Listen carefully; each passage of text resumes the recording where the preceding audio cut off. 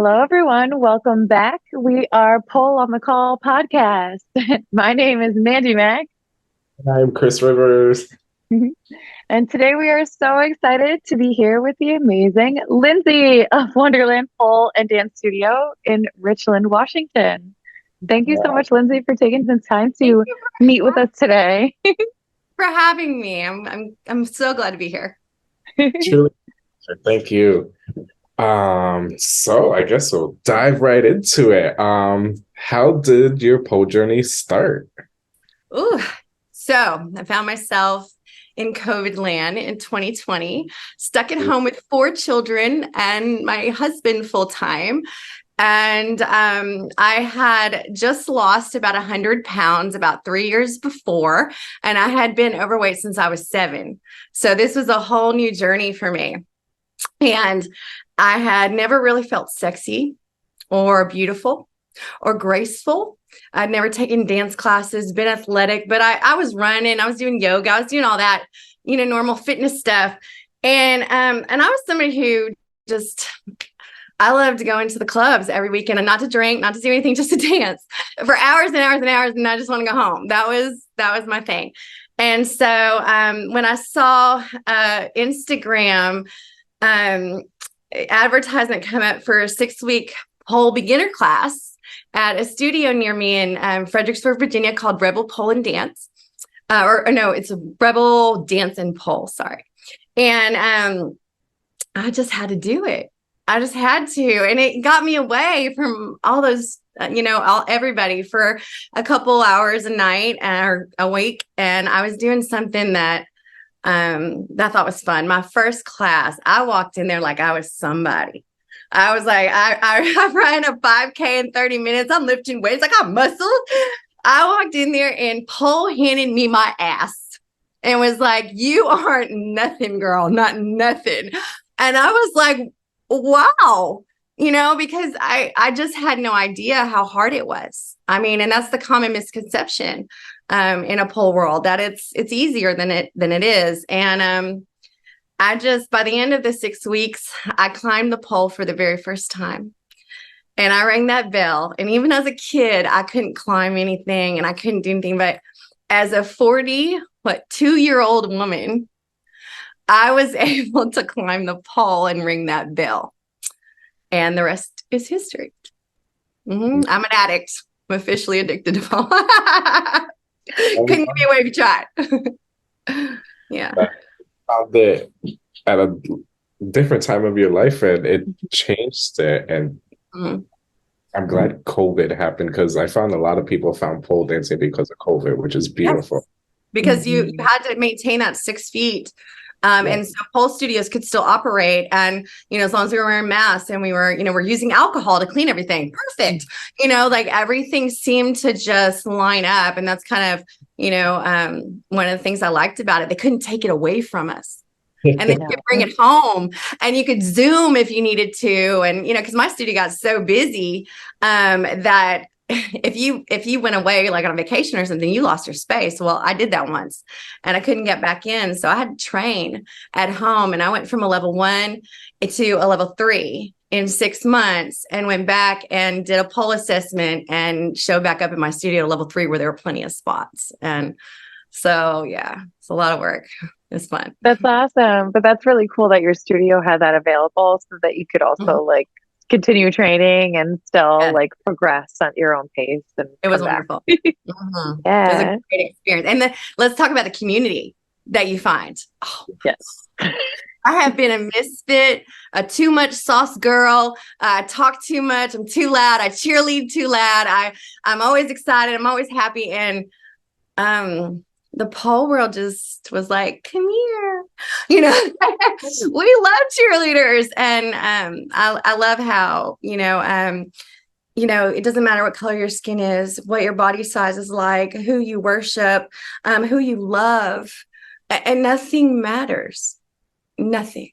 And that to me is just something I want to be part of. So. Yes, I love that. Thank you so much. I feel you're right. The pole community so far has been very opening as opposed to other communities out there. The fitness world, the Yes. community pole offers is just unbeatable. It's so loving. It is. The fitness world is very unforgiving to people with different body types. Most definitely. And that's very close to my heart, even though I don't appear that in that way. I spent, my whole life that way. So it's very close to my heart that others don't, they feel safe in this community to express themselves in this way. Love that. So when did you make the transition from pole student to pole instructor and maybe to studio owner? So I actually have never been an instructor. As I'm certified, I've never taught. So this is how it happened. I've been in pole for like 2 years, and we moved from Virginia to Washington State. And I'd never been here before. We live in a community that's pretty isolated. We're about 3 hours away from, or 2 hours away from Spokane, 3 hours away from Seattle, 3 hours away from Portland, in this little southeastern part of Washington. And we're tucked away. The closest studio to us is 200 miles. And I moved here, and I was like, no. This isn't going to work for me. And I found some pop-up classes that were, popping up at a studio and putting up their 9-foot poles. And it was great. The community was great. We were learning. It was fun. But I needed to climb. Like, I'm a monkey now. Like, you can't contain me on 9 feet. Like, I need to be able to, go, So it was about... So let me go back a little bit. I moved here, and I was going to pop-up classes. And right before I found my pop-up classes and everything, my father passed away of COVID. And I had to, go through all that. And when I came back here, I didn't have a purpose outside of, waiting for us to move into our house and take care of my kids. And I'm dealing with all this grief. And every time I would go to the pole classes, it was my way of forgetting for a minute, to being, just letting all that go. And I turned to my instructor one day, and I said, I really want to build a pole studio. We deserve better than this. And I turned to my kids and I said, you remember that pool mommy was going to get you? Yeah, I'm not. Mommy's going to get a pole studio. I'm so sorry, children. And it took me about a year, and so many other women joined, my crusade. And it was such a struggle. I carried this building and everything going on in it for 11 months without anything coming in. I failed my instructor exam twice with X-Pole. And finally had to do it in person. So I was really feeling kind of defeated, because I've never taught anything. I've never, coming from such a different background than most studio owners or instructors or anything. And so it's very, intimidating, and all those things. And thanks to my crew, we made it. And we opened up a year ago this past Tuesday. And yeah. It's been a solid year. I haven't had to borrow money from anybody. We paid our own bills. So, and a little profit, which is unheard of. So I was really leery about this community and opening it here, because it is, like I said, a very isolated place, and it's very family values. And I was really, pole is just, it's coming, the narrative shifting. But it's still not there, especially in smaller communities. And so I was really nervous about that. So I've been very particular on branding and making sure that it's seen as fun. And just for the time being, because, there's a spectrum to pole, and everybody's allowed to choose whatever they choose. There's no set rules on what you have to be in pole. But I've been very careful to make sure that the narrative stays, it stays balanced and healthy, so that we can thrive. And so far, it's slaying. It's good stuff. Thank you. Hear the happy 1-year anniversary. That's so excited. Thank you. We have our birthday party in 2 days. Yes. I'm so excited. So So came with the struggles and all you had to go through during COVID in order to get inspired to create this place for other pole dancers. I really wanted to create a space that I wanted. That was, on my Facebook, it says, I'm just a girl who wanted a pole studio, so I built one myself. And I just wanted one I never had to leave because I never wanted to go home. So I've really just stayed true to that vision. And it's like, what would I want? So my studio is very focused on female empowerment. It's very female focused. We're open to all genders and identities, but we focus on females. We do that because I know what it's like to be bullied, to be shamed, to be, told you can't do this, you can't do that, you don't look the part, sit back in your corner, baby, kind of stuff. And I really wanted to make a place where people could come in and they could cry, they could have a bad day, they could tell us that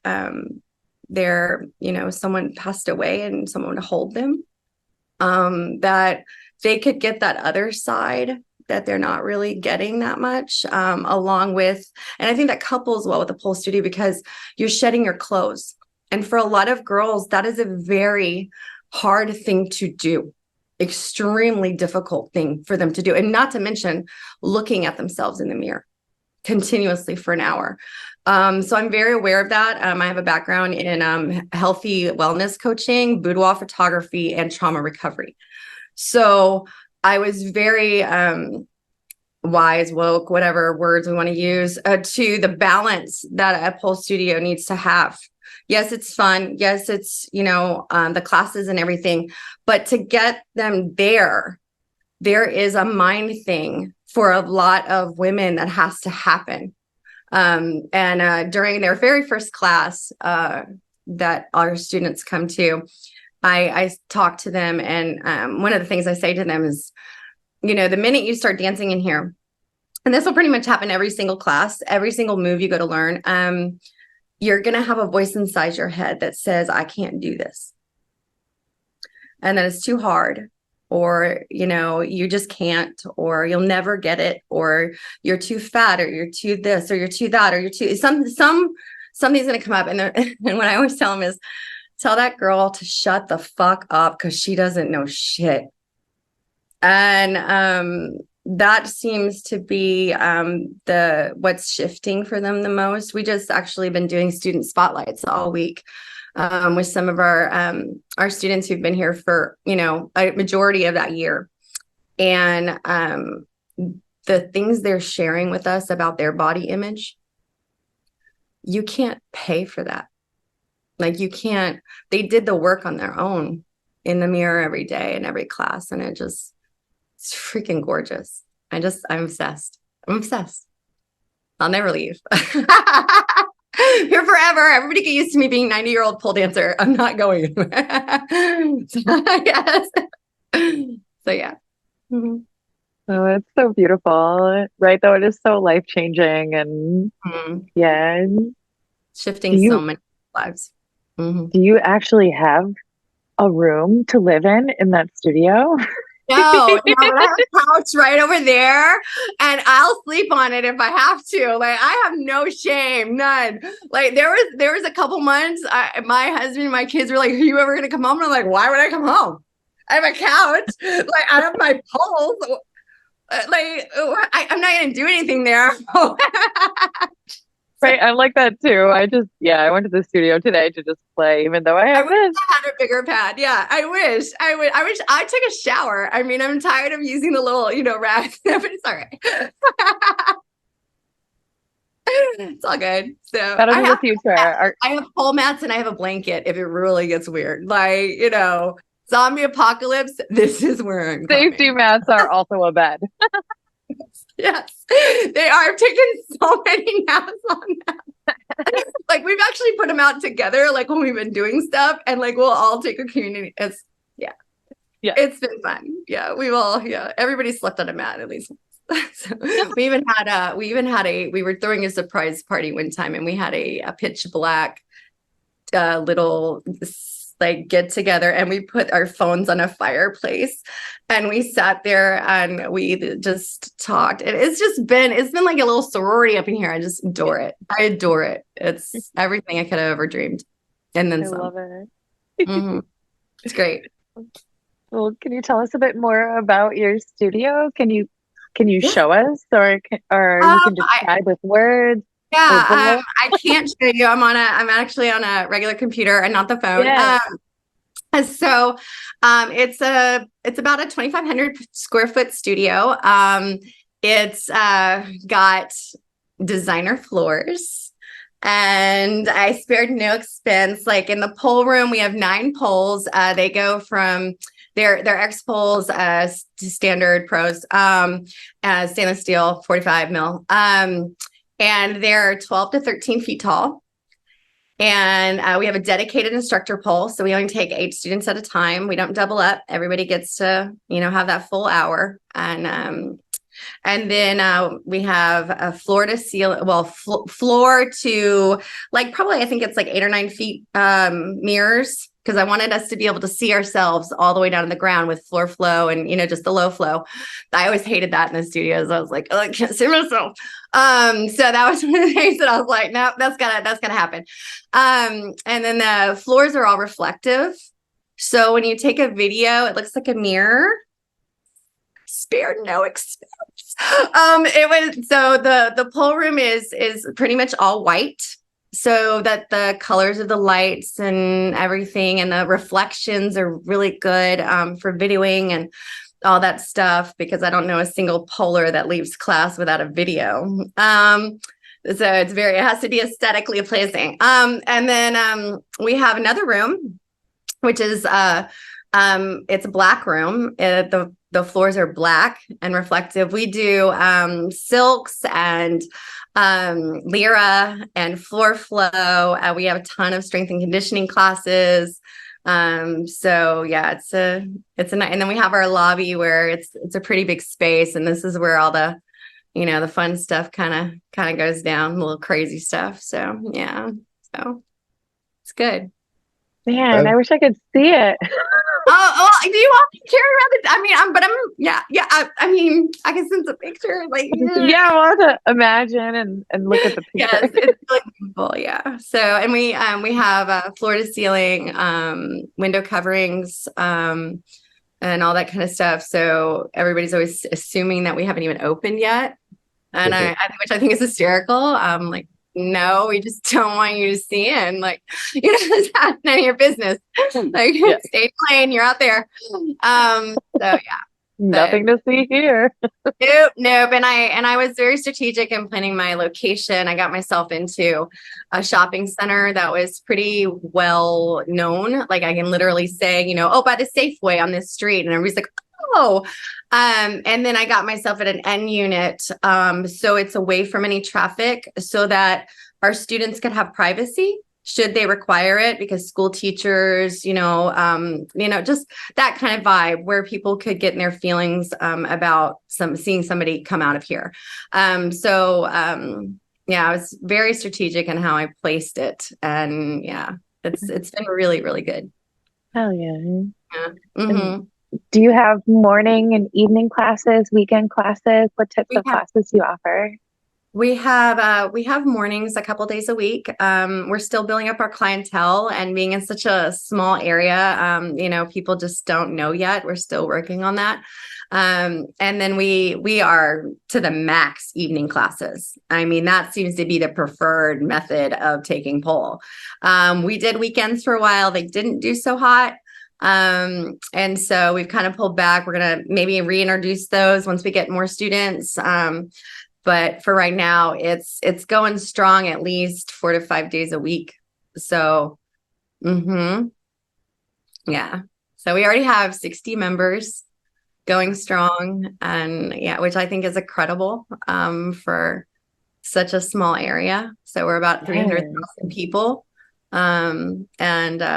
Yeah, we put about 250 girls through Pole 101. So 250 girls have touched a pole in this area and liked it. So That's so cool. So, which is really my goal, is to just kind of destigmatize it, change the narrative, shift it. Not necessarily convince people to try it. It's not for everyone, but just to open people's minds. So it's a little easier for all the girls that do fall in love with it. Yeah. Mm-hmm.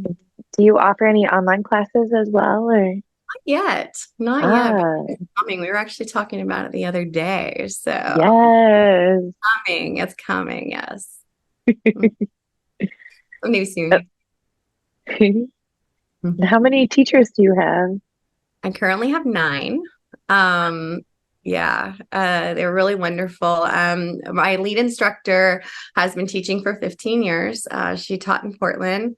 I'm gonna rock her age on here. She's 49 years old, everybody. She's killing it. She looks amazing. Oh my gosh. I'm just like, I think she's dropped like 50 pounds in the last year just doing her classes. And she's had a real life change with herself too, because she'd been out of the pole game for so long living here. So she wasn't one of the teachers that was teaching. And then I have 8 other wonderful instructors. Some of them, teach yoga. Some of them I have one that came from a circus school in Canada, just happened to move here. And she's Jasmine. She's teaching Lyra. And then I have several other girls that have come by way of being students.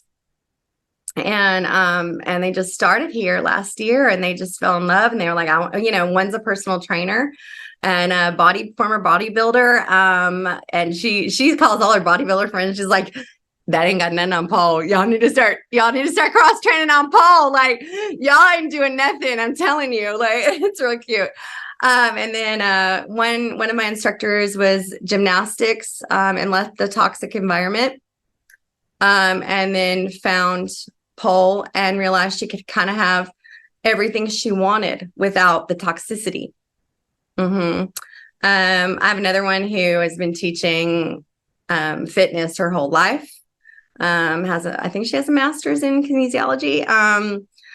These women are amazing. They're incredible. They come from all different walks of life. They're all different ages, all different shapes and sizes. I have one instructor, Crystal, who proudly is a plus size polar, and she's our representation that size does not matter, and you can do anything you set your mind to. And we don't hold our instructors to any body image ideals. It's more about their heart and their passion and their ability to support the students and teach them that we care about. I absolutely love that. So diverse. Yes. What other classes do you offer besides Lyra, pole? We do floor flow, which is our, learning how to magic mic on the floor. All that stuff. Those are always heel approved.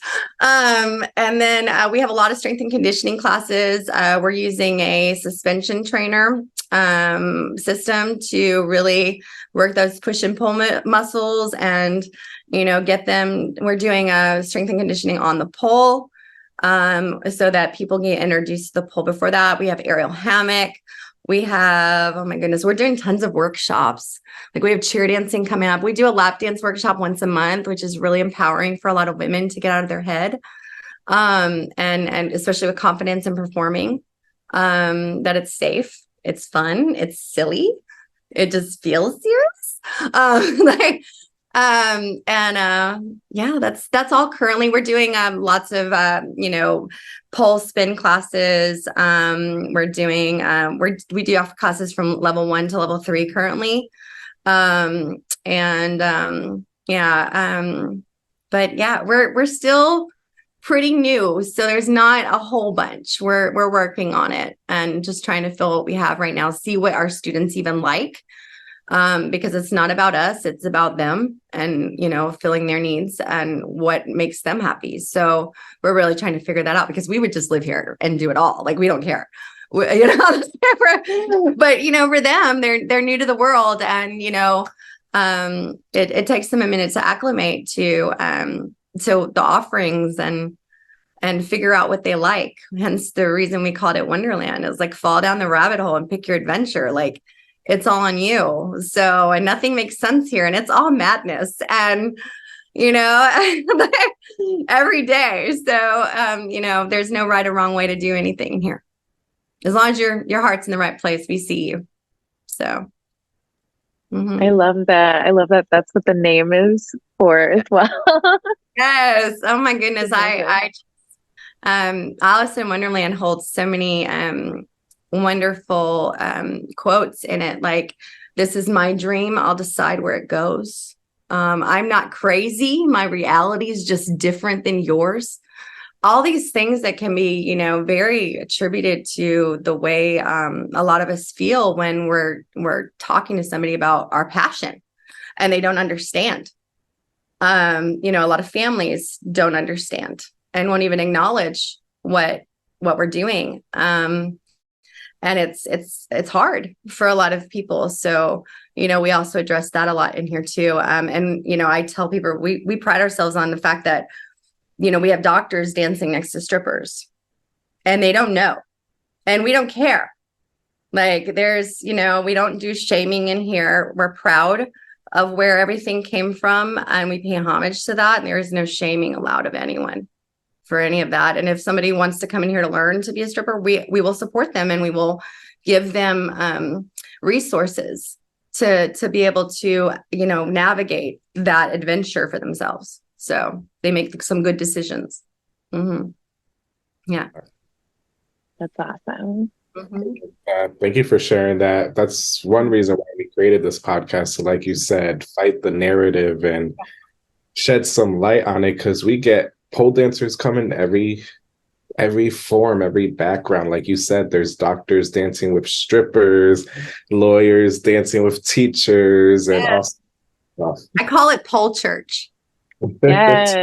Because if you really wanted to find a church atmosphere, I just feel like, this is where it's at. Like, I'm just saying, like, this is legit where you can come and really just be accepted for yourself, and you're not going to find that narrative. I'm sure there's, some places that aren't healthy out there, in the pole world. There's got to be a balance to everything. But every place I have ever been in or ever touched, and it's been a lot, and I know a lot of people, it's just been, I don't know, just joyful and accepting and loving. And yeah, I refuse to bend from that.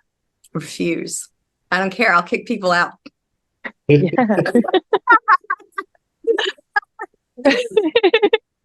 So it sounds like you have such a beautiful space, and you have a really wonderful background to provide that space.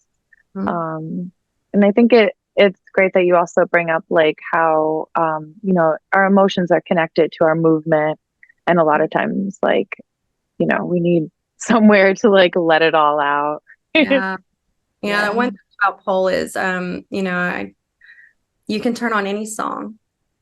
If you're happy, turn on something that makes you happy. If you're sad, turn on something that makes you sad. If you're angry, turn on something that helps you rage. And then put your hand on that pole and don't let go until you feel better. And it's a meditation. And for a lot of us, we can't sit still and meditate. That's not the brand of meditation we need. We need movement. I have a daughter who is neurodivergent. And I have found that children that are neurodivergent, when they get on that pole, something shifts in them. And so I'm very aware of what that movement and that sensory input does. And I have not seen an adult that touches a pole and spins around at the first time and does not look like a 5-year-old in the face within 2 seconds. Like, and so there's a whole mental shift that happens, and I'm here for it. I'm popping the corn and I'm egging it on, and yes, give me more. So I yeah. can't wait till you reach a point in this country, especially where kids can be allowed to do pole dancing without so many people talking shit. Yeah. Because you don't find many studios who work with kids here. And it's sad. I'm hoping to next year. We've had a lot of interest. Yeah, we've had a lot of interest in starting with our students, children's and families first, so that we're in a controlled environment and, we're not advertising to the public so quickly. We'd like to really have a program down, really know what we're doing prior to that kind of thing. It'll also have different hours because obviously we don't want a parent coming in here and sitting down in the lobby and waiting while we have their kid's teacher in another room. So they'll have to have separate times that they are here. But there's been a lot of interest, and next year we're hoping to open it up to a teen program that's working on confidence building and targeted towards youth that are struggling with low self-esteem, body issues, motivation, depression, those kinds of things. I love that idea and concept. Do you mind going into how the process has been for looking for the legalities? Is it a different kind of insurance as opposed to adult? You have to add you want to have sexual I think I don't want to say the wrong term, but molestation insurance, those kinds of things, and make sure you're covered as a studio owner for those things. There's you're wanting to have parental waivers. You got to have a space for the parents to wait. How are you going to deal with injuries with a parent? Are you going to, bring them in immediately? What are you going to do? Just all those little things. Then there's controlling the classroom with children, because, they're kids and focus is, not the best a lot, so do you cut down the time that you have them in there? Do you do a full hour? What age ranges would thrive in a pole studio? Obviously, I do not want to work with anybody, under the age of 5. That's going to be chaos and extremely dangerous. But then I've had a children's birthday party here before, and those kids were having a blast. So it was Spider-Man birthday party. It was awesome. My son insisted.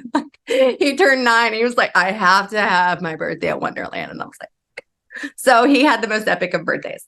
But just a lot to consider. They can't, it's harder for consent because we're a studio that teaches our students about consent and being able to say no and not people pleasing, all of that kind of stuff. So, little things like that. I want to navigate the adults really well before I bring on the babies. But I'm very interested as a studio owner in opening it up to 13 to 17-year-olds, because I think there's a lot of benefit for them, especially with their body images. Things I'm seeing with the adult women in their 30s and 40s, the things they're overcoming, we could actually get to the younger children, or 13 to 17 bracket, a lot easier, and kind of work that narrative there before they've gotten to their 20s and 25 and 30s and have dealt with depression and harmful thoughts and all those kinds of things that seem to plague a lot of girls. So and my heart's in all that. So, and pole is the vehicle. It gets people there. It really does. 100%. Mm-hmm. Yes. Yeah. I wanted to say too, thank you earlier for being honest about your teacher training experience. And I think that is pretty normal. I feel like a lot of us fail the first time. And it was devastating.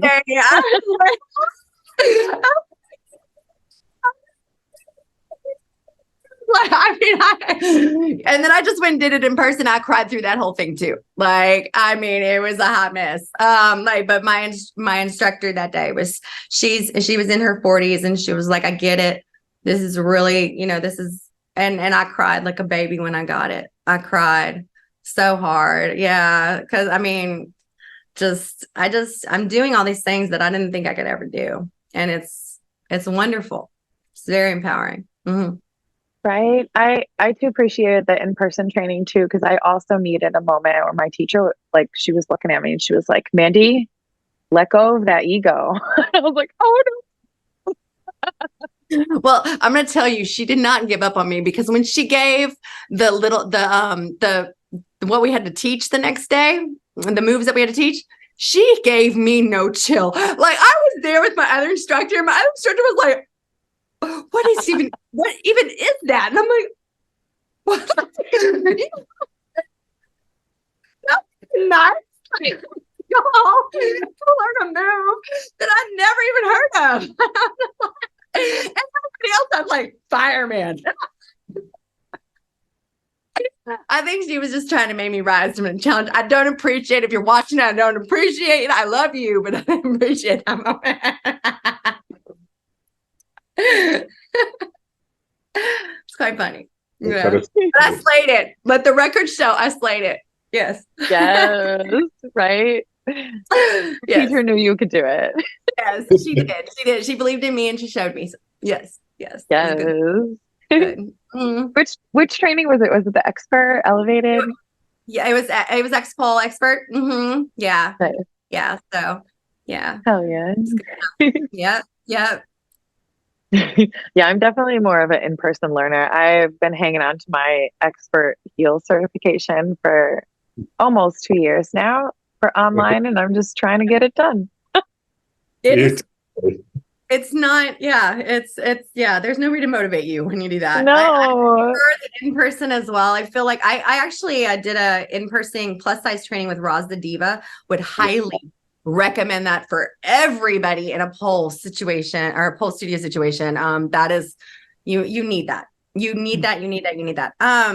And just even learning from her was, I love it. If I could just, hopefully in another year or two, if I could just travel around and learn from them and bring stuff back, to just improve our teaching here. And oh gosh, there's so many people that have so much knowledge and they've, fine-tuned everything. There's somebody I watch, I think her name is Ruby. I don't remember her tag and everything right now, but she works with beginners only, which I think is such a, I guess, not highlighted part, because it's very hard I think we're losing a lot of people to how hard this startup is. And just, really holding their hand through it and telling them it's okay to move their hips and it's okay to do this and okay to do that. And you look beautiful, and the affirmations, constant affirmations that they need to start hearing it themselves. And, I think we have a tendency, like on social media and everything, to really focus on the people that are doing this amazing stuff. Meanwhile, there's so many people that are just showing out and being so unbelievably brave to even show anything. And I'm a big, get on there and say something and tell people how wonderful they look and like their stuff, and and put it in my stories, and be a cheerleader, because it's good stuff. Mm-hmm. You just brought up being a cheerleader again. Did you have any other athletic background besides being I did try out so I did try out for cheerleading. I just want cheerleaders from Georgetown High School in Georgetown, Texas, to now look at me, glow up queen. You rejected me. I now own a pole studio. Here's another fun story fact about me. I didn't get to graduate high school with a high school diploma because the state of Texas decided in the last semester of my senior year to switch my dance credit that I already had to not being accepted as a PE credit. And so they told me I would have to come back the next year and not graduate with all the kids that I had gone to school with my whole life for a PE credit. So I said, fuck you. And I went and got my GED. And now I sit here as a business owner of a dance studio. And I just, thank you, Texas. Thank you. So I love that idea. The fact that I didn't get to do that because of that, but here I am. And, they tried to steal my thunder. They couldn't. So, I feel like it's always something with the schools. I just love it though. It's just a full circle, like I thought it was, so It was meant to be. Nothing was going to stop you. no, I'm one of those girls. I stick my head in it and I'm going whether you come or not. Like I'm going to do it. Like, and I'm going to find a way. If I got to backdoor it all day, I will. Like I have none, zero. I'm all about no regrets. I'm not going to have any in this life. Not one. Hey, it's too short. Yes. Just do the thing. I mean, and if I could tell anybody thinking about opening a studio because they don't have one, or maybe they've found a bad environment in one and they want to make something better, or maybe their instructor in a bad environment and they're considering it, or anything, or their heart's in a different direction than their studio is, because each studio has their own message and their own, way they're doing things, and do the damn thing. There can't be too many. And most pole studios, the classes are completely full.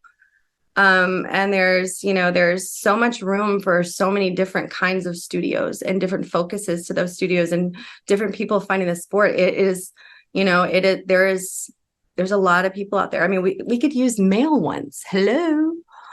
Like I'm thinking about a male class next year because they're not interested in the whole dancing thing. They want to do like that parkour stuff. And I have had one come into the first class, rock climber, Aisha in 2 seconds. And I'm like, it took me 3 years, dude. Just those kinds of things. Just, there's room for all, and all ideas. And this is such a baby stage to a point that just go do it. Just do it. And then call me and tell me how it was, because I want to hear all about it. Yes. Let us know. We'll share it. Yes. Love it. So we didn't get to talk about do you have any performance or competition experiences you like to I have not done. I clean the poles at our the pole sport organization Emerald. I try to and I have my first student who is signed up and performing November 4th in Seattle. And I know, Melanie, you're gonna rock it. I'm so proud. Yes. I have actually been to 3 PSO competitions in Seattle over the last year and a half. And I've cleaned poles at one, and I've been there to support my other pole sisters from studios in Seattle who've been performing. And I've been dreaming of the day that my studio would have someone on that stage, because we opened and it's happening November 4th. And I was so excited. If she medals, it's even better. But if she doesn't, I'm just so proud of her. I don't care. So it's just, but I don't personally, I've set a goal for myself that I will perform by the age of 50 at the PSO. Yeah. So I have 5 more years. It'll probably be a lot less than that. I don't think my instructors are going to let me go that long. They're going to poke me and make me do it. But no, I didn't have anything when I came into this at all. Nothing athletic, nothing performance, nothing. So just my boudoir photography background, which I feel like kind of very, very much mixes into this, because, that was, considered, I started in 2005. So again, like this, the narrative was really awful when I started. And I had to fight that narrative of, no, this is not inappropriate. And we're not, doing this. We're doing this. We're doing women empowerment, and, people seeing themselves in a different way. And so they can, shift and spoil themselves and do something for them. And so I feel like that background very much transferred into this, where it's pretty much the same thing. I'm just doing it on a bigger scale and doing it every single day. And instead of me having 1 3-hour session with a client, shooting them, and then they get all filled up, they get their cup filled with all those amazing affirmations and cheerleading them, done a good job, everything. It's happening every day now. and I get to see these people repetitively. And so it's really, it's just I just enjoy it a lot more. So there seems to be more benefit. Yeah. Mm-hmm. It just goes to show there's so many ways to have your pole journey. Mm-hmm. Very much so. Very much so. Yeah. Yes. What do your kids think about not having a pool? It's funny. They're fine. They're living. They're fine. They're okay. Spider-Man birthday parties. Yeah, exactly. And they're very proud of me. I was home. I was a home mom for 17 years. My husband's military, and he retired like 4 years ago. And so I was a stay-at-home mom for all of that time. And it was time for me to join the workforce anyway. Like I was feeling that itch. And I'm such a rebel girl. I was like, what am I supposed to go do? Working at Walmart? I'm gonna get fired. Like it's either that or they're like try to make me like the whole store manager. And I don't want to be the manager of Walmart. Like, because I didn't go to school. I followed him around and he did all the things. And I just wanted a family and have kids. And, I did boudoir and, all that kind of stuff. And I didn't really aspire for careers outside of empowering women. My careers have always kind of seemed to parallel upon that. And so, yeah, it's just, they're fine. They're very, very proud of me. And they have shirts that have the stick figure mom and then the pole dancing mom. And it says your mom and my mom. And they wear it to school and they don't care. And then they give out business cards because the teachers will be like, is that your mom? And they're like, yeah. I'm like, you worked that baby. Like, they're great. They love it. And they'll come home every once in a while and, say something like, Mommy, a couple of the people at school today called you a stripper and said you're gross. And, we've had those conversations and I'm like, well, you just set them straight, babe, and keep going. Like, people are going to misunderstand me and that's fine. And that's okay. And, we just, but there's so many more people celebrating us. So we'll just focus on those instead. So, because there's a lot more. We actually did an expo here, a women's expo this past weekend. And we had 121 girls sign up for information. And we had, from, I would say, the age of 18 to 65. And it was really powerful weekend where people were coming through and they were cheering us on, like they were crowding around and cheering for us. I was walking around in pole shorts in an expo, y'all, for 2 days. And nobody cared that I was half naked walking around in some pole shorts. Like they were like, oh, it's a pole girl. Okay. Like, and I was like, is this happening?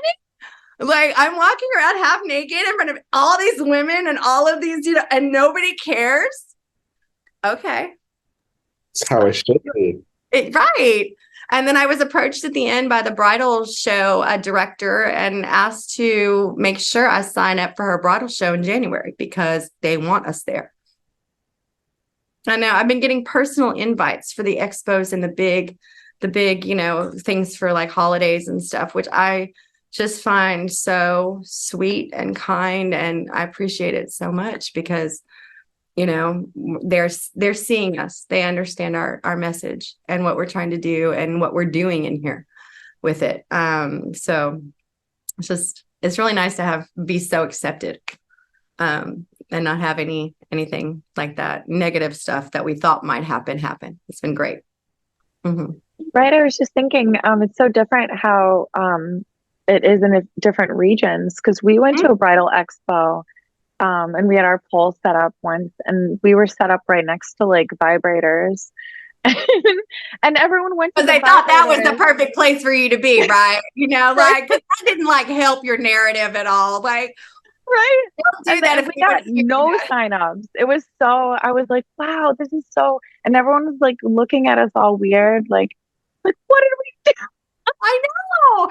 Are you ready for this? We did the Pride Festival this summer, right? And we had an amazing turnout. And oh my gosh, it was so wonderful. But they posted between the two churches.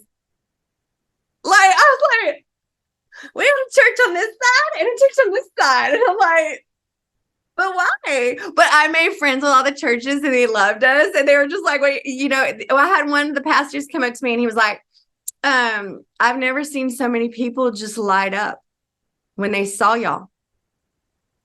I know. And we bring people joy. We're like circus performers. If you know, when you're in that setting, that's a lot of people that don't know about this world and don't know this is happening anywhere near them. They're just just awestruck. They have no idea what is happening right now. And they just kind of, especially children, little girls. Oh, they're just like, I want to do that, you know, and she's so pretty. And oh, look at that pose. And, you know, it's really beautiful to behold. And so how people respond to it, and they want to smile. It's very few that don't. Mm-hmm. We like to call ourselves vertical gymnasts in here, just to help the narrative a little bit, you know, because, you know, just so many people get it wrong. We had a student the other day that got hate for dancing with her daughter in here, who's 17. And, you know, it's just, yeah, just shifted. We're trying so hard. I'm like, and I, you know, I clapped back on the post and I was like, spoken like a girl who's never touched a pole, you know, and, you know, you have to try it before you knock it. Don't say anything until you know, like, it's wonderful. Mm-hmm. People just miserable that they don't have the courage to do it, so they got to talk shit about others. I know. I really, really can't stand it. You want to see me get ugly? Insult one of my girls real quick and shame her for what? The healthy choices she's making for herself. You know, shame her just because you're ignorant. I don't, it's not my thing.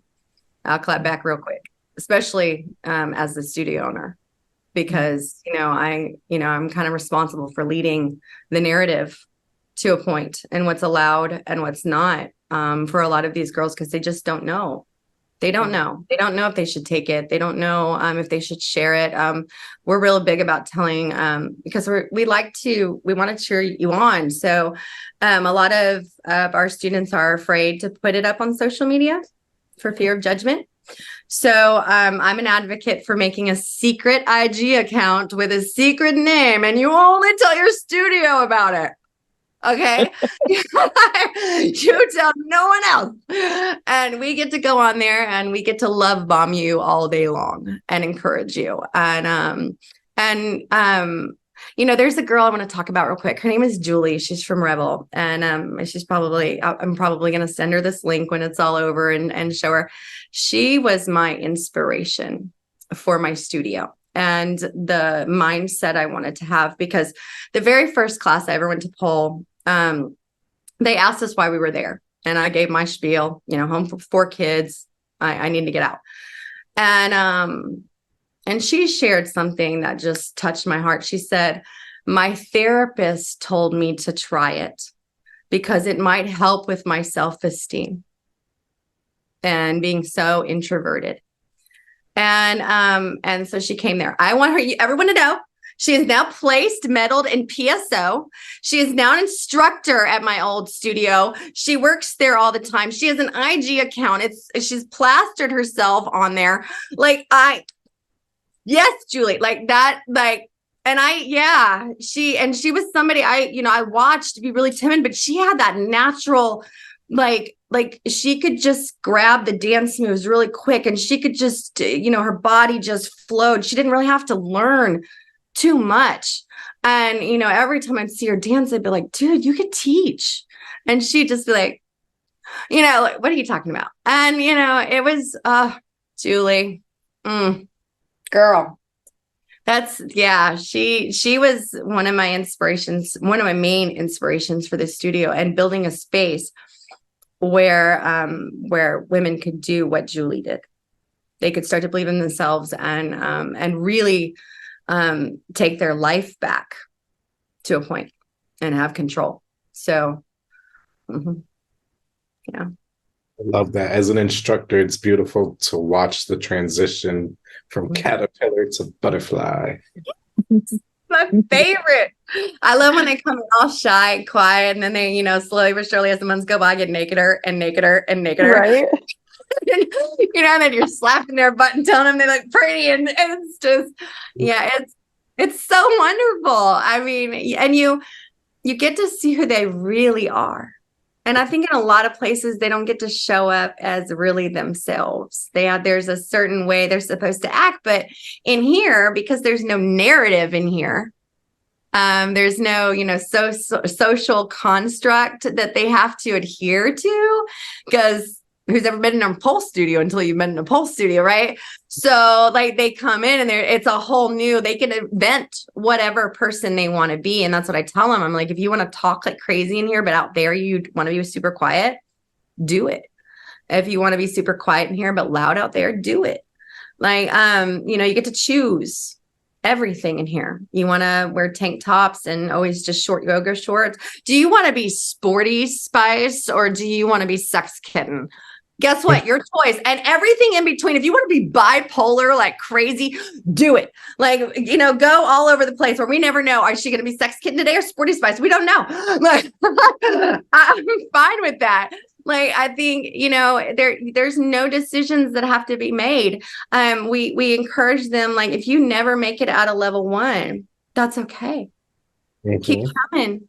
If you never make it upside down, again, does not matter. That is not our goal. I mean, if it's your goal, it's our goal, but that's not what we're here for. We're here to just enjoy the process, and however long it takes you or whatever you decide to do in that is, there's no right or wrong way to do it. Yeah. So, but yeah, just very, very make your own story, figure it all out yourself. Yeah. But we got your back if you need anything. Mm-hmm. You're not alone. So, and people do a lot more when they know they're not alone. Yeah. Right. It's really empowering when you get to choose your own adventure. Mm-hmm. I love that part of it. So, and then people can come in and they can choose to do pole, or they can choose to do this, or they can choose to do that, and choose. But I'm going to tell you, most of our people come in for pole. Like Lyra Silks, it does well. It does not have the pull that pole does. Interesting. I know. Everyone's different. Every region is so different. Yeah, this one is like it's mostly women that want to do something different, or they dream of feeling sexy.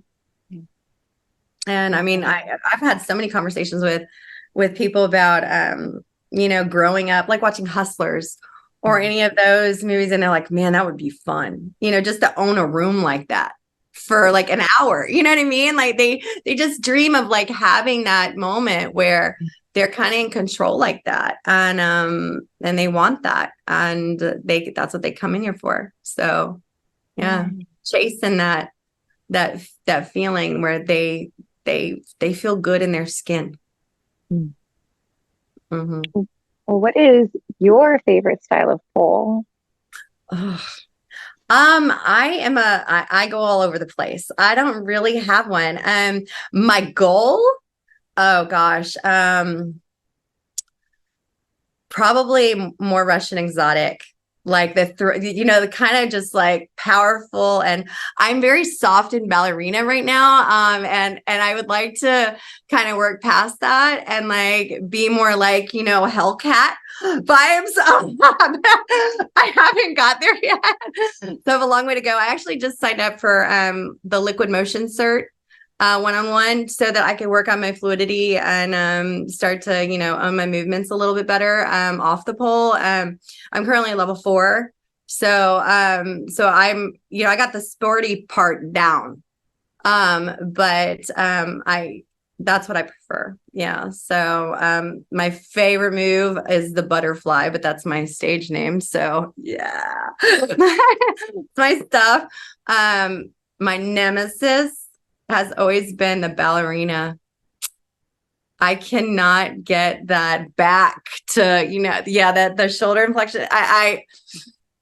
But don't tell anybody. I really haven't been working on that much. I've been really busy running a studio. So, but eventually I'll get there. But yeah, that's my nemesis. And I want to get it so bad, but it just, someday I just can't get that hip to, it just doesn't want to do that. Like, it's like, we don't go that way. But just to set so many people straight, because I love to tell this fact. It took me 1.5 years as someone with no dance background and no anything to get a pirouette. just let that sink in. Like a year and a half. I was butterflying. I was extended D. And I couldn't get a pirouette. It happens. Hey, pirouette is hard. I get anxiety teaching pirouette because it is hard. It is like it's like a whole mind thing of like all the it's the platter. And it's like one of these cues will make sense. Yes.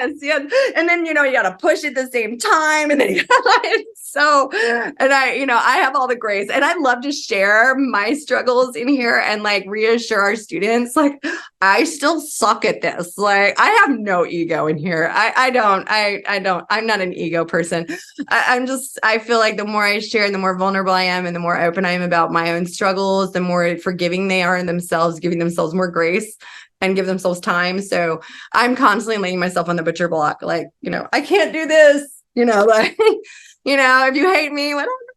But, it's some of these moves are just pickles. So, and takes you a minute, but man, when you get it, oh, that is like the best high ever. It's like, I still remember the first time I got my Aisha, I cried.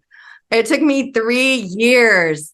And I just got it this summer. And when I got it, I got jackknifed the next day. I know. I was like, I've been holding myself back. Who am I? I know. And I just cried and, all those kinds of things. So, I sometimes I appreciate that wait. Because when you got to wait for it a little bit longer and work harder for it, it just means that much more to you. So good stuff.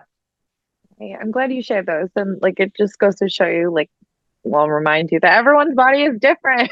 Yes, everybody is different as your soul and your personality. And it hasn't been in the same place as other people and has different experiences and has different injuries. And please, listen to your body and, make the shifts you need to. If one move doesn't work for you, who gives a shit? Right. Next, there's like a million moves. Like, who cares? And usually every class, there's one move that, is hard for somebody, and just leave that move aside till later. If you don't want, if it's not super pretty to you, who gives a crap? Like, and just, visit that Gennaro once a year. Mm-hmm.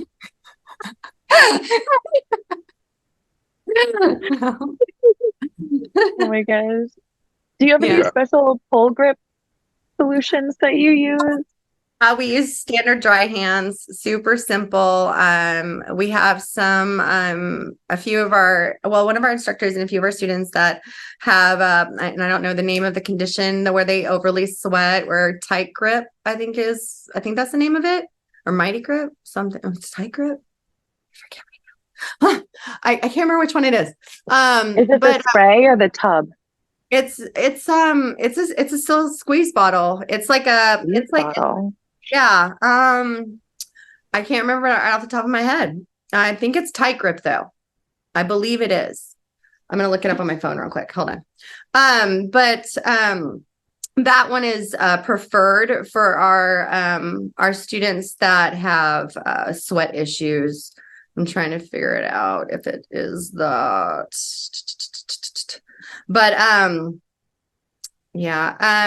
just pretty much standard with dry hands. It is tight grip, TITE grip. That's what it is. I think I've heard of it before, but I didn't know it came in like a squeeze thing. Yeah, so that's the preferred for a lot of our girls that are, just sweat a little too much. We try to keep that AC going and that fan super high for you girls, but sometimes you just need extra. And then iTack is used sometimes. I don't prefer that one with the residue it leaves on the poles. But if that helps them reach their goals, then I will scrub that pole after they're done. So yeah, but we sell clothes, and we have everything they could need, and we always discount it a little bit.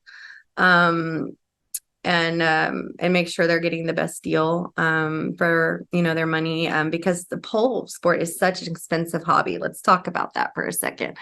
Shoes, clothes, grips, you know, swag from the studio, classes, workshops, Zoom stuff that's just so tempting you can't resist.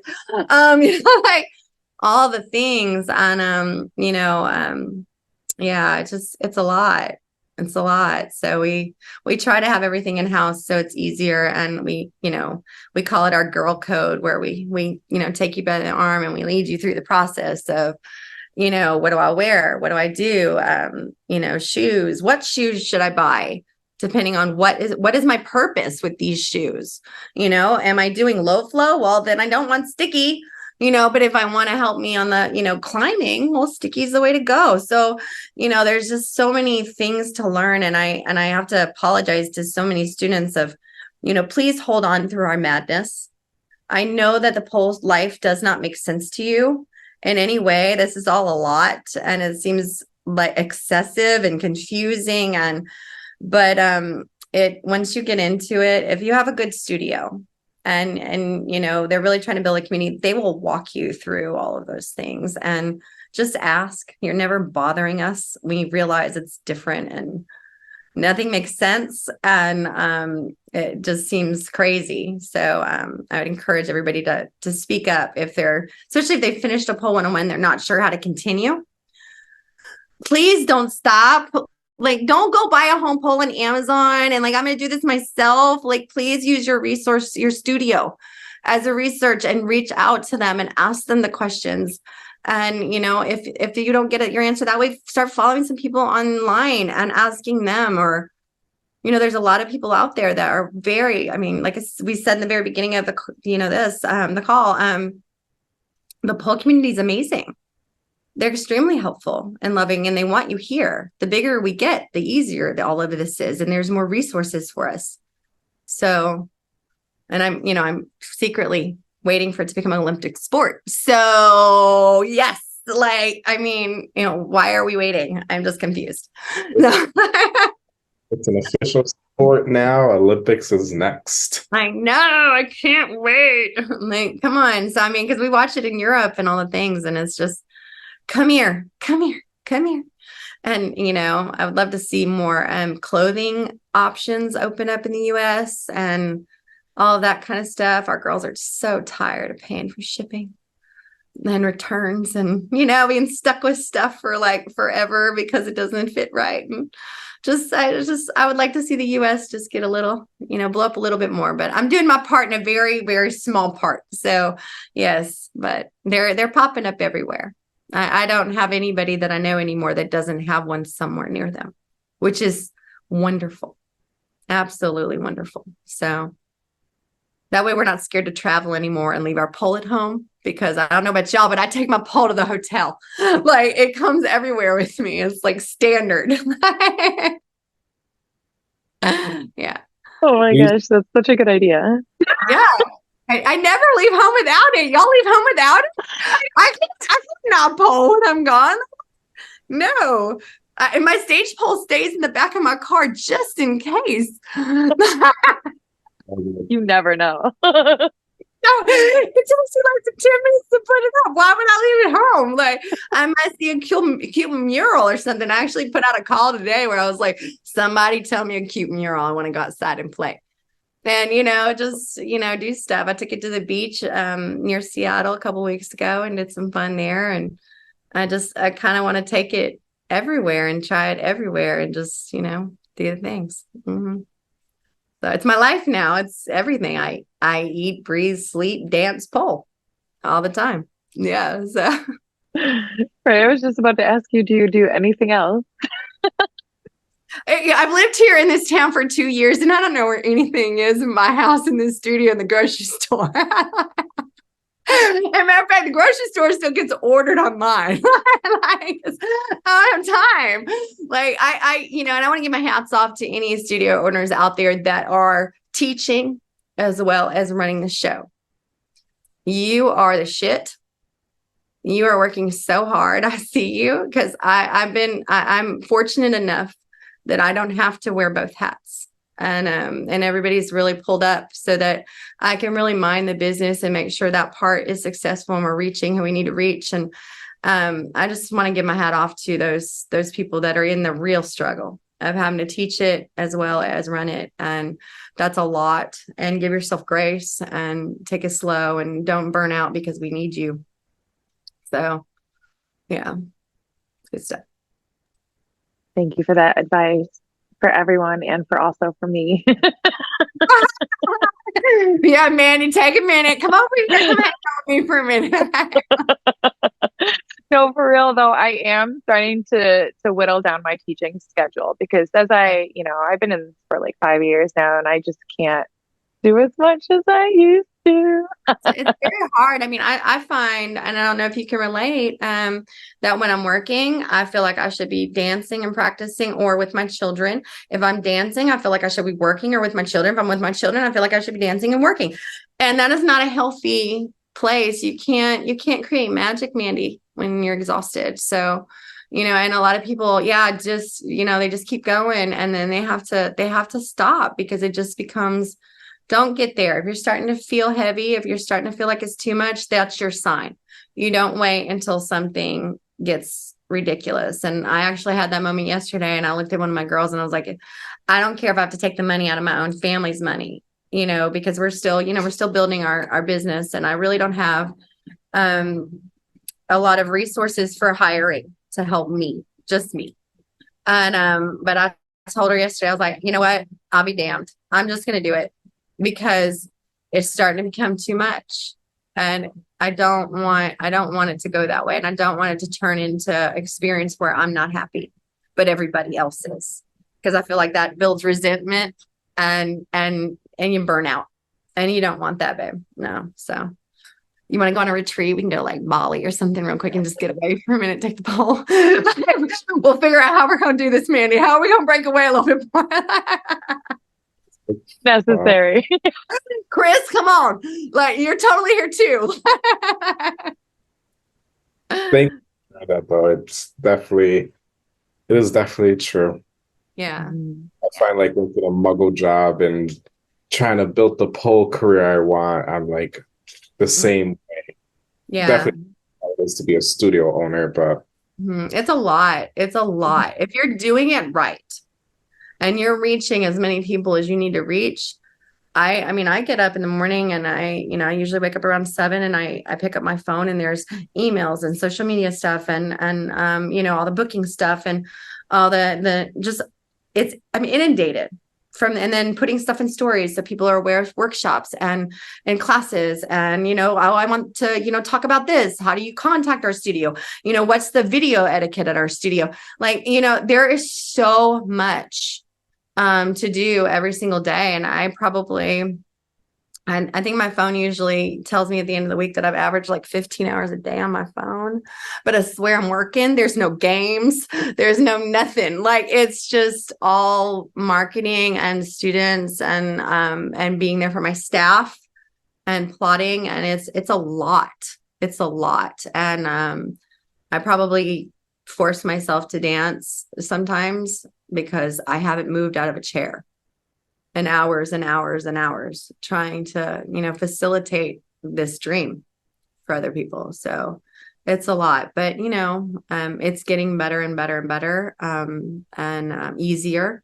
I'm able to do more than I could in the beginning. But it's a lot. It is full-blown enchilada you're biting into. Yeah. So. Thank you for sharing that very real behind the scenes part of owning a studio. Yeah, it is overwhelming and like we can do a lot of things, but maybe, I love how easily most studio owners are willing to help out another studio owner. I actually, the only reason I'm here, y'all, I'm just going to talk about Miss Fiora Wild for a second. She's at Positive Spin in Seattle, and she was my instructor in Virginia, and she happened to move to Seattle a month after I moved here, and I didn't even know it. And so I got this genius idea, and I hit her up, and I was like, hey, you were part owner of the last studio, and you're my instructor. Would you help me? within a week, that girl wrote me a whole manual on how to build a pole studio, like insurance, the music licenses, she laid it all out for me and helped me. I would not be here without her. There is just no way. And then she hooked me up with Alyssa of Positive Spin, and she's been mentoring me for the last 2 years. So if I need any marketing, and she was the one that was like, I was like, people aren't signing up. And she was like, well, have you started texting them?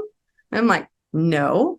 And she was like, you are going to get out of your head and you are going to just go balls to the wall and you are going to text every single person on that list and make sure every single one of them doesn't want to sign up.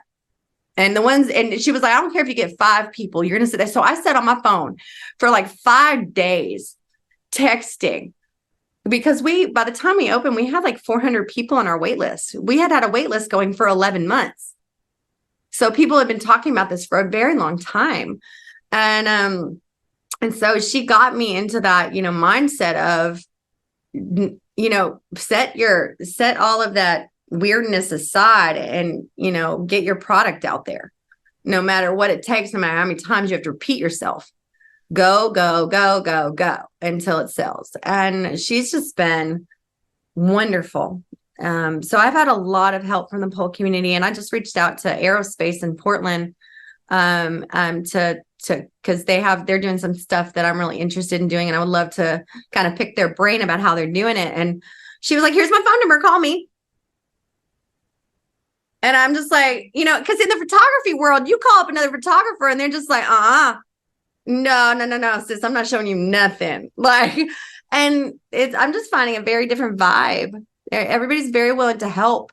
So, I encourage anybody that's listening to this and they're just not sure all the things, please reach out, ask to mentor with another studio owner, especially locally, if you can manage that, especially, but if you're out of the market around them, like usually a 30-minute to 60-minute radius, they're usually willing to help you. And that studio owner could use a little extra money anyway. So, throw them a couple hundred and, meet with them once a month or twice a month or 3 times a month and talk about all your issues, and maybe you'll inspire them and they can help you. And it's just been a really nice community as a business owner, and being terrified, because I don't think there's a month that goes by that my heart doesn't like, what if, and, it can be very stressful, and you need that. You need to know you're not alone and there's someone to talk to. So especially if there's something like a serious issue, like a lawsuit or something like that, you need resources. So I really encourage people to reach out to other people. And yes, 100%. Yeah. Right. That's one of the reasons why we wanted to start interviewing pole studio owners as well, because it seemed like we were all on like these little islands. Yeah. But if we can all bring each other together and share tips and everything, or at least feel more togetherness of the struggles of feeling like a gambler every day. I know, because your instructors don't understand the struggle. Your students don't understand the struggle. Your spouses usually don't even understand the struggle. Nobody does. And it feels very isolated. And I've had days where I'm not going to lie, I laid in bed crying. And I was like, what have I done? Yeah. Like, did I bite off more than I could chew? Like, what am I doing? What if I can't do all of this? What if I fail? What if I let everybody down? I'm so tired. I don't ever see my kids. Like, it's a lot. But it's amazing. It's amazing at the same time. And when you find other studio owners that are just validate you, just to say, yes, this is hard. And for you to say, cause I'm constantly in this place, like, I need to get in the classroom and finally teach. I need to get in the classroom and finally teach. And you're trying to get out. And I'm sitting here like, no, I'm actually where I'm supposed to be. Like, if I want to teach a workshop every once in a while, great. But I really shouldn't be doing, there's so much to do. I'm supposed to be creating, not doing all that. And, but I must say my staff has been amazing at supporting me, knowing, can I just say, your staff, Those are your people. And if they're not happy, I'm not. And if they're not doing what they love and their passion, I don't understand why they're teaching it, and I don't want them teaching it. I'm very much about them getting their cup filled, and figuring out how they can still get to not get burned out and to still keep going down their own adventure. So I'm constantly looking for people to come in for workshops, and not from a standpoint of what my students are going to want, but from what my instructors would want. Because my students, they get tons of workshops with our instructors, but our instructors, what do they get? And how do they get their fire lit back again? And I mean, because there's burnout. So that's very much on my forefront for the next year, is making sure that I'm constantly filling their cup, and they're getting, so they can continue to pour into the students. And that's, again, where as studio owners supporting each other and giving each other ideas on how to do that. And all those kinds of things helps. So, and having that, that bond, being able to have an open conversation about everything. Mm-hmm. Right, because we can't really follow like regular business models. like you said, our teachers experience burnout. Like we experience burnout. Like how do we deal with that? Yeah, and mine are. And I don't have independent contractors. All my instructors are employees. Wow, that's awesome. That way, so that I could cover insurance and all the kinds of things, and kind of take a lot of the burden off. Then just make it more, I don't know. I mean, it just seemed like a better option for us. And I like being able to surprise them with little things and do stuff and find little gimmicks for them, and figure out what they want. And it's just, there's a lot of learning, if you're going to manage a studio. Ooh, get sharp on your people skills, because I thought I was really good with people and all that stuff. And I mean, I am, but I have a lot to learn in managing. And that's a whole nother can of worms. Making sure someone feels seen and appreciated, and encouraging them and giving them the resources that they need, and having that open door policy to have conversations, and communicating what you need to say correctly, so that it doesn't feel negative or positive, or, you're always being very careful. So there's a lot of things I need to learn still, a lot. I'm learning every single day, and I'm just really thankful for their I don't know, their grace for me, and realizing that this is all new, and I've only managed 4 kids. I get to scream at them. Like, it's fine. Like, I had to figure out how to talk to adults again. Which is not as easy.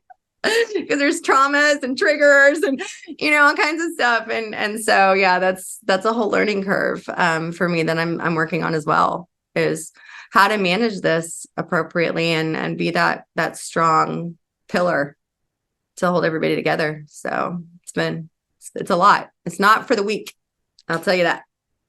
Mm-hmm. Yes, but there's nothing else we'd rather do. Nothing. I know. No, I am totally happy being the pink queen of Wonderland. Totally fine. I love it. I adore it. I mean, I feed this week. We cleaned out the Safeway with their Barbie cupcakes, and after every class, I show up at the end of class. Who wants a cupcake? You did good today. You get a cupcake. And I just love, there's no rules. There's just, it's kind of, because we don't do that whole, we're here to lose weight, and, that whole narrative. We don't talk. I mean, if you want to talk about your weight loss, we'll celebrate you. We're really happy that you're getting healthy, or that you feel better about yourself. But that is not our goal in here. Our goal is for you to find something physical that fills your cup and makes you happy. And guess what? A side effect of that is weight loss and becoming healthier and mentally more stable and just finding joy, and just side effects. So that's really where we focus. Just fall down the rabbit hole. We'll work the rest out later. So yeah. Mm-hmm. I love it. Yeah. Do you have any plans for the future for either you or for the studio? So don't tell anybody, but I'm really hoping that building right next door to me stays empty because I would really like to get it for children. So like, and I've thought about having Neverland and Wonderland, but just don't tell nobody. I know. And one's for women or for adults and one's for children. And that way they don't have to mix that kind of stuff. But, you know, I mean, that's a goal. But I've also been repeatedly asked over the last year to build one in a town about 45 minutes away. They've been begging. And so you have to do both. Yeah, right? I mean, yeah. But Mandy, like, are you gonna come help me? Like, Cris, you gonna help me? I gotta come help me. I can't do all this on myself. We didn't even know where Washington was. We were like, where's Washington? Wow. What makes you feel better? I've never been to the States, and people are like, oh, it's you know this town. I'm like, no, like, can you send me a GPS link? Like, I don't know where anything is. Me and Mandy are looking to travel. It sounds like a fun opportunity. Right? It's really boring. Come here and spice it up for me. Like, it's really boring. We don't even have any decent nightclubs, y'all. We can't go to a concert. I'm the funnest thing that's happened to this area in forever. I mean, they used to have a strip club. It closed down like 3 years ago. There's nothing. It's zero here. There's nothing to do. Zero. I can't even go to an amateur night. I know. So everything's 3 hours away. So it's very closed and contained. So, but I think that's why we're thriving so much. So our parties have really been great. We average about, and I mean, this is, like I said, we're not really doing any advertising on it, but we're getting about 2 to 3 parties a month. Bachelorette, team building. We've hosted an entire dental office already. That was so much fun. They were crazy. They were fun. We so we're doing all of those things too. And those seem to be really, really fun options for a lot of people. So we even had a family Disney one last Christmas. The whole family of adults came in. It was grandparents, parents, and the kids, but they were all adults. And it was Disney music the entire time, and they all dressed up. It was hysterical. I'm here for it. I mean, the wackier and the crazier this gets, the more I'm like, yes, let's do it. Like, was it their idea or your idea? That was their idea. Like, they know I'm crazy, so like they're like, this is our idea, and I'm like, I love it. Like, let's do it. Like, how can I facilitate this? What would you like me to do? Like, should we do a mermaid spin for Ariel? We'll play it with Little Mermaid. So yeah, I'm all about it. So yeah. Fun. Crazier the better. So fun. Yeah. I really try to, that seems to be a focus. I feel like the more fun people have, the more willing they're able to handle the hard of pole. Because it is such a hard thing, and you're covered in bruises, and and it takes you a minute to really get the affirmation of pole kisses and understand how hard you work to get those, and they're kind of like an injury, and you're like, until you get used to them. And I think the fun, the laughter, the being able to turn the music up loud, and it's music you would hear in a club or whatever, and we cuss, and we don't have any language issues. My instructors can say whatever they want. I don't, muzzle them in any way. There's no like, please be very respectful. This is a pole studio, like, have fun, say all the things. It's just fun we want to hear laughter coming from the room almost every single time. If I don't, I'm like, what's happening in there? Is everybody okay? Like, are we studying? What are we doing? Like, so yeah, there should definitely be laughter in a pole class. So it helps. It helps with the tension and the anxiety and all those things. And we do a lot of confidence building. Like the beginning classes, we've recently been implementing where there has to be something for confidence building. So it could be, giving a compliment to your pole neighbor, or it could be walking up to the mirror and saying something you like about yourself. and you don't get to leave the mirror until you say something you like about yourself, you know, like, and that can be very difficult for a lot of people. One of our main things that one of the main things I hear is during Pole 101 how hard it is for them to look at themselves. And I didn't realize that was such a thing. I thought I was alone in that because it's not something we all talk about. And there's a lot of people that find that they want to look at themselves after they start poling. They don't avoid mirrors anymore. And, you know, I don't know how many actually notice that they do this, you know, and having that open conversation about, you know, what has changed for you since you started poling. And I love to hear their responses because it's usually something along the lines of, I can look at myself. I'm proud of my body now. I worship it for what it can do instead of what it looks like. And I think I'm pretty now. You know, just so much. And that I live on it. I mean, forget the money and all the other stuff. That pays me more than dollar bills ever could, is hearing that someone's life's changed because they got to come in here and dance. Just dance. They just danced and everything got better. And I'm just like, well, maybe I'm onto something. Why don't you just dance? Like, just dance. Anytime anything's going wrong, stop what you're doing, turn on some DMX or something, crank it up, and just dance. And it'll go away. Mm-hmm. Yeah. It's magic.